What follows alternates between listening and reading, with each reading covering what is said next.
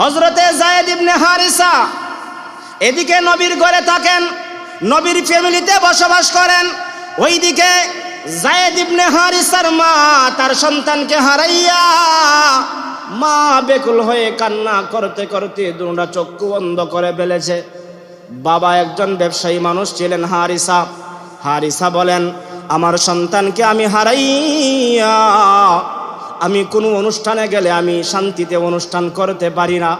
আমার সন্তানের কথা যখন স্মরণ হয়ে যায়, আনন্দের অনুষ্ঠানটা আর আমার কাছে আনন্দ থাকে না, ব্যথায় ব্যতীত হয়ে যায়।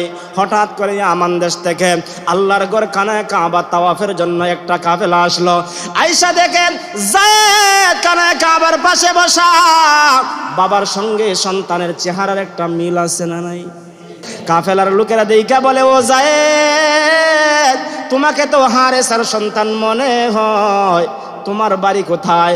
বলে, আমার বাড়ি তো ইয়ামান দেশে। বলে, তোমার বাড়ি যদি ইয়ামান দেশে হয়ে থাকে তোমার বাবার নাম কি? বলে, আমার বাবার নাম হারিসা। বলে, তোমার নাম কি? বলে, আমার নাম যায়েদ। বলে, তোমার বাবা তো কান্না করতে করতে তোমার দেশের মধ্যে তোমার বাবা বেকুল হয়ে গেছে, তোমার মা কান্না করতে করতে দুটা চক্ষু বন্ধ করে ফেলেছে, চলো আমাদের সঙ্গে তোমার বাড়িতে নিয়ে যাব। বলে, না না, আমি যাব না, আমি যাব না। ওই সমস্ত লোকেরা হজ করে বাড়িতে চলে গেল। এবার বাবার কাছে গিয়ে সংবাদ দিল, আপনার সন্তানের সংবাদ পাইছি, কানায় কাবার চত্বরের পাশে আছে, কিন্তু সে বাড়িতে আসতে রাজি। সুবহানাল্লাহ বলে। কেন আসতে রাজি না?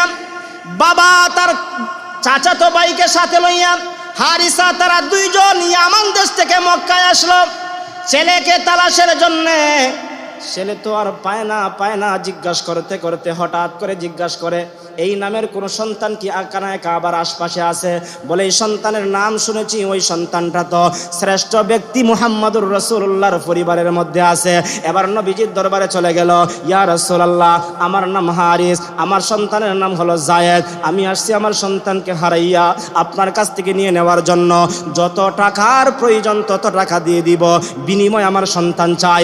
আল্লাহর নবী জবাব দিয়ে দিলেন শান্ত কণ্ঠে, টেনশন করতে হবে না, চিন্তা করতে হবে না, আপনার সন্তান আপনি নিয়ে যাবেন, আমার কোনো বাধা নাই, বিনিময় দিতে হবে না। আপনার সন্তান যদি যেতে চায় আমি আগ্রহ করে আপনার সঙ্গে দিয়ে দিব।